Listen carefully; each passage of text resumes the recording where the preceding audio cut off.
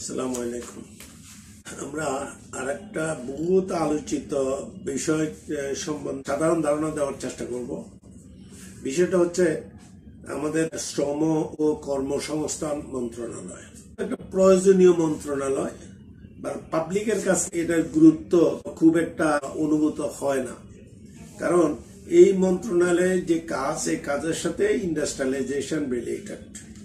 আমাদের তো কৃষি নির্ভর দেশ, আমরা কৃষি নির্ভর থেকে এখন ইন্ডাস্ট্রিয়ালাইজেশনের দিকে যে যাচ্ছি, বড় বড় পরিকল্পনা হচ্ছে এবং নতুন যারা আছে নতুন উদ্যোক্তা সৃষ্টি করার জন্য চেষ্টা করা হচ্ছে।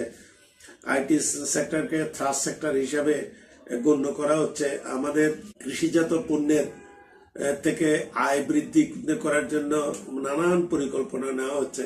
অ্যাকর্ডিংলি সার্ভিস সেক্টর থেকেও আমাদের জিডিপির কন্ট্রিবিউশন বাড়ানোর কথা বলা হচ্ছে। তো এই যে আমাদের প্রত্যাশাটাকে পূরণ করার জন্য লজিস্টিক সাপোর্ট, যেটার অবকাঠামো যেটা দরকার, সেটার মধ্যে এই শ্রম এবং কর্মসংস্থান মন্ত্রণালয়ের ভূমিকা অনেক। শ্রম মন্ত্রণালয় সম্বন্ধে আমরা যদি ধারণা নিতে হয়, এটার 5-6টা দপ্তর আছে এদের ওয়েবসাইটের তথ্য অনুসারে। 6টার মধ্যে একটা হলো শ্রম অধিদপ্তর, আরেকটা হচ্ছে কলকারখানা পরিদর্শন অধিদপ্তর, আরেকটা হচ্ছে নিম্নতম মজুরি বোর্ড, তারপরে শ্রম আপিল ট্রাইব্যুনাল, বাংলাদেশ শ্রমিক কল্যাণ ফাউন্ডেশন এবং কেন্দ্রীয় তহবিল। তো কেন্দ্রীয় তহবিল যেটা, এটা মানে সর্বশেষ সংস্করণ। এক্সপোর্ট থেকে যে টাকাটা এই তহবিলে আসে, ওরা ব্যবস্থাপনার জন্য এটা করা হয়েছে। মূলত দুটো জিনিস হলো প্রমিনেন্ট। একটা হচ্ছে শ্রম অধিদপ্তর। শ্রম অধিদপ্তরের যে কাজ, এইটা সম্বন্ধে আমাদের কার কি ধারণা আছে জানি না। আমরা মূলত সবাই জানি এরা ট্রেড ইউনিয়নের রেজিস্ট্রেশন দেয়, ফেডারেশনের রেজিস্ট্রেশন দেয়, এবং শ্রমিক মালিকের মধ্যে যদি কোনো বিষয়ে মত পার্থক্য হয়, সেগুলো ওর ব্যাপারে ওরা যৌথভাবে এটা মীমাংসা করার জন্য চেষ্টা করে। তো এই যে চেষ্টা করা, তারপর আমি একটু ওইভাবে আসি। আর যেটা কলকারখানা পরিদর্শন অধিদপ্তর, যেটা এটার মূল কাজ হচ্ছে যে নিরাপদ কর্মস্থল, নিরাপদের অনেক ব্যাখ্যা আছে। তারপরে উন্নত কর্ম পরিবেশ, তারপরে শ্রম আইনে যেসব বিধিবিধান আছে সেগুলো পরিপালন হচ্ছে কিনা সেটা দেখাই দপ্তরের কাজ। তো আমাদের এই শ্রম আইন কার জন্য প্রযোজ্য, এই জায়গায় হলো মূল সমস্যা। আমরা সাধারণত যখন মনে করি যে শ্রম আইন, তাহলে শ্রমিকদের বেলায় প্রযোজ্য হবে। এটা, এই কথাটা ঠিক পুরোপুরি ঠিক না।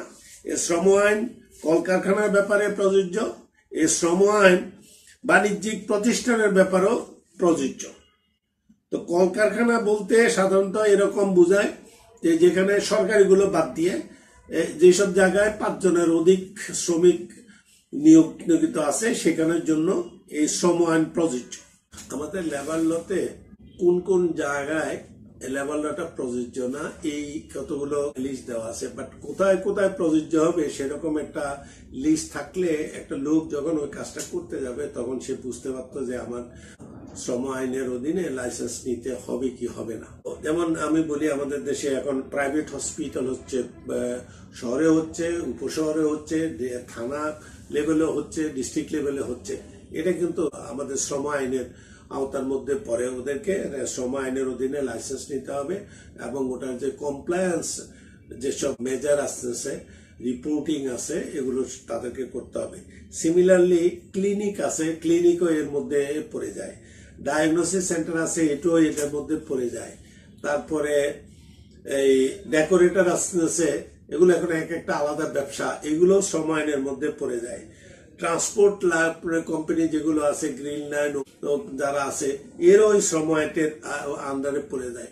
ঠিকাদারি যারা করতেছেন তারাও পড়ে যায়। তাহলে এই একটা ব্যাপকতা এত বেশি, এই ব্যাপকতা যারা লাইসেন্স নেয় নাই বা যারা লাইসেন্স দিচ্ছে, উভয় লোক সমস্যায় আছে। সমস্যাটা এরকম, যারা নেয় নেই তাদেরকে গিয়ে বলা হচ্ছে শ্রম আইনে আপনাকে লাইসেন্স নেওয়ার কথা ছিল, কারখানা পরিদর্শকের দপ্তর থেকে আপনি তো এটা নেন নাই, আপনি তো এটা ভায়োলেশন করছেন, এখন এটার জন্য তো আপনার ফাইন পেনাল্টি হবে। এখন সেখানেই আন্ডারহ্যান্ডের এই প্রশ্নটা এসে যায়। আর যিনি লাইসেন্স নিয়েছেন ওনার থেকে বলা হচ্ছে আপনার তো যেভাবে লিভ রেস্টটা রাখার কথা ওটা আপনি রাখেন নাই, আপনি ম্যাটারনিটি রেস্ট, আপনার এখানে 4টে মেয়ে আছে কাজ করতে দেখছি, এদের ম্যাটারনিটি রেজিস্টার রাখেন নাই, আপনি এখানে অ্যাক্সিডেন্ট রেজিস্টার রাখেন নাই, আপনি যে যতগুলো ফায়ার এক্সটিংগুইশার রাখার কথা ছিল অতগুলো রাখেন নাই।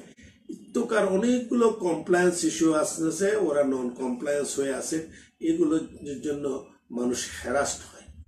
আমাদের দেশে আইনটা তো আমরা পালন না করে আইনটাকে পয়সা দিয়া অ্যাভয়েড করতে চেষ্টা করি। এই পয়সার পরিমাণ কিন্তু একরকম না। তো এই যে মানুষ বিভিন্নভাবে অসুবিধায় পড়ছে, হ্যারাস হচ্ছে, এগুলোর থেকে তো আমাদের বেরিয়ে আসা উচিত। ওয়ান স্টপ সার্ভিসের কথা বলা হচ্ছে, ল remaining the same, one stop সার্ভিসের অনেক সমস্যার সমাধান হবে না, যদিও ওয়ান স্টপের মতো কাজ করছে না, কিন্তু এগুলো আমাদেরকে বলা হচ্ছে, আমরা তো ওই সার্ভিসটাও পাচ্ছি না। আর এখনো ঐতিহাসিক মানসিকতা রয়ে গেছে, যারা সার্ভিস দেওয়ার জন্য বসে আছে তারা মনে করে যে তারা সার্ভিস দেওয়ার জন্য বসে নাই। আপনি ভুল করেছেন, কেন ভুল করলেন সেটার পানিশমেন্ট দেওয়ার জন্য ওনারা বসে আছে। ফ্যাসিলিটেটরের ভূমিকা লাগবে, একটা ইনভেস্টমেন্ট মুডের একটা এনভায়রনমেন্ট লাগবে। ইনভেস্টমেন্ট মুডের এনভায়রনমেন্ট না লাগলে প্রত্যেকের নিজস্ব আইন বাস্তবায়ন করতে গিয়ে যাদের উপরে বাস্তবায়ন করছে তারা কিন্তু শেষ।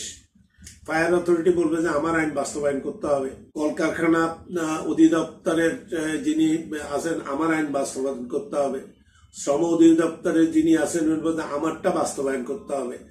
এখন সবাই আইন বাস্তবায়ন, গ্যাস লাইন বলবে যে আমার আইন বাস্তবায়ন করতে হবে, ইলেকট্রিসিটি আলা বলে আমার আইন বাস্তবায়ন, সবাই আইন বাস্তবতা করতে গেলে এই আইন সবগুলোর মধ্যে একটা সম্মিলিত কোঅর্ডিনেশন দরকার। এই কোঅর্ডিনেশন কোনো ব্যক্তি উদ্যোগে সম্ভব না।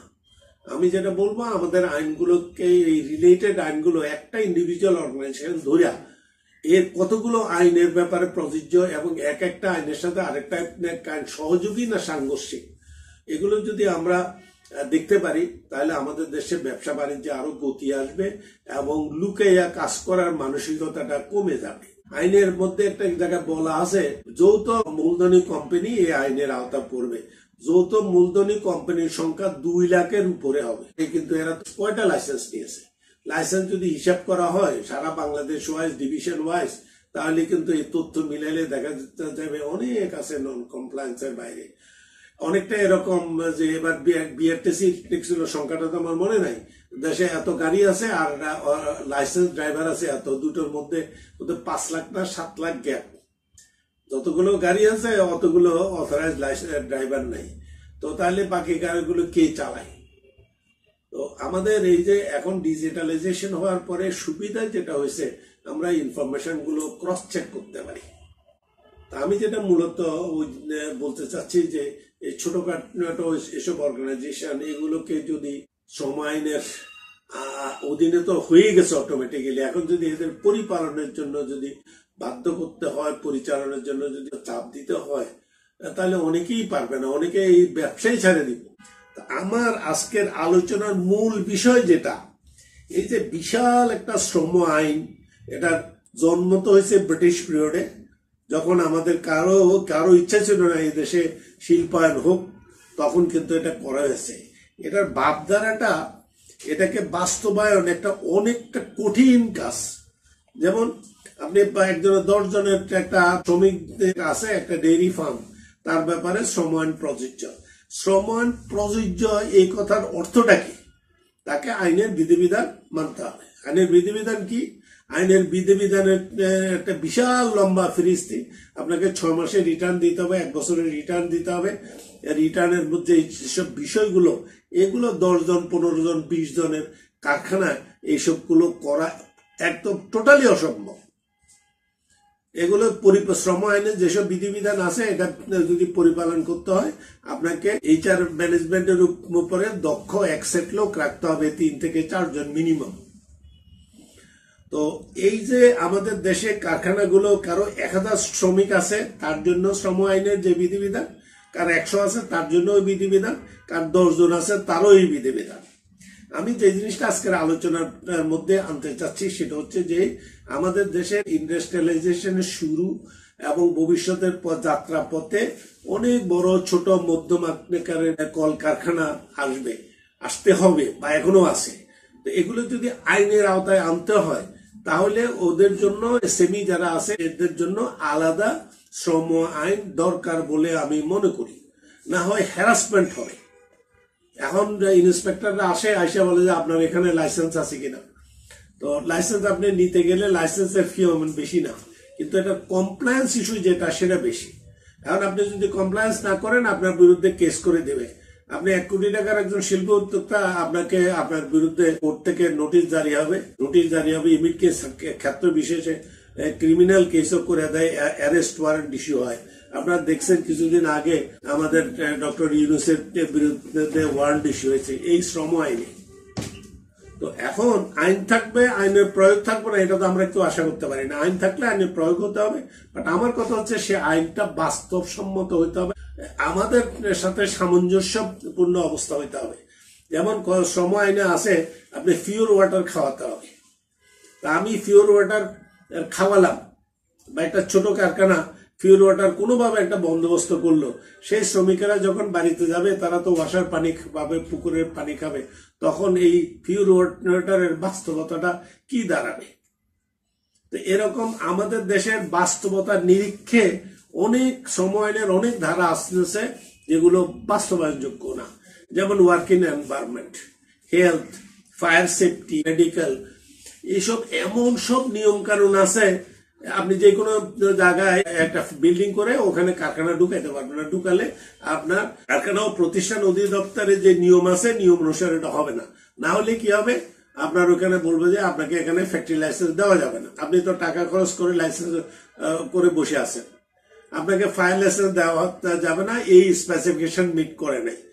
এগুলোর থেকে ছোট ছোট কারখানাগুলোকে বা উদ্যোক্তাদেরকে উঠে আসার জন্য আমার মনে হয় আইনের সহায়তা দেওয়ার জন্য এই শ্রম আইনটাকে রিকাস্ট করে বড়দের জন্য একটা ব্যবস্থা করা আর মাঝারিগুলোর জন্য একটা ব্যবস্থা করা, ছোটগুলোর থেকে এক্সাম্পশন দেওয়া, এরকম 3টা ভাগে যদি আমরা ভাগ করতে পারি তাহলে আমাদের এই শ্রম আইন সত্যকার অর্থে শ্রম আইনের যে উদ্দেশ্য নিরাপদ কর্মস্থল করা, শ্রমিকদের উন্নতি সাধন করা, এই যে দারিদ্র বিমোচন করা, কর্মসংস্থানের সুযোগ সৃষ্টি করা, এইসব জিনিসগুলোর বাস্তবায়ন আমরা দেখতে পাবো। আইন আছে, আমরা আইন জানি না, আইন আমরা জানি, আমরা এটা পালন করতে পারি না, এটা কি ধরনের আইন?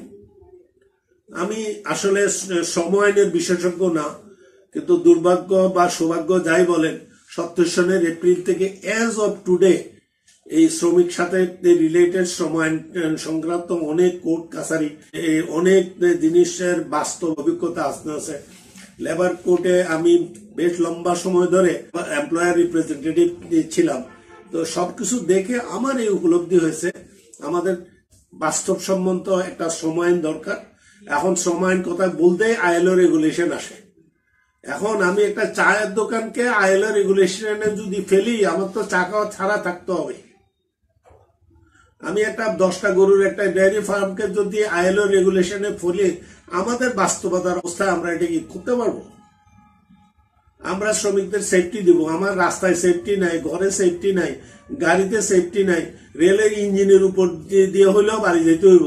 তো সেই দেশে আমি কারখানাতে শ্রম আইনের অধীনে, আমি কারখানা বলবো না, শ্রম আইনের অধীনে কলকারখানা এবং শ্রম আইনের অধীনে বাণিজ্যিক প্রতিষ্ঠানের, যেমন আজকেও হয়েছে কোথায় গ্যাস সিলিন্ডার বাস্ট করছে, ওখানে গেলেই আপনি বলবেন যে ও তো শ্রম আইনের অধীনে, ওর লাইসেন্স নাই। ওর লাইসেন্স আছে, ওই লাইসেন্সের যেসব শর্ত আছে এই শ্রম আইনের অধীনে যেসব নিয়ম কানুন আছে সেগুলো সে প্রতিপালন করে নেয়। ইভেন কি আপনি যদি কেউ কোথাও ম্যাচ করে যদি ভাড়া দেয়, এটাও এক দৃষ্টিতে শ্রম আইনের বাণিজ্যিক প্রতিষ্ঠানের মধ্যে পড়ে যাবে।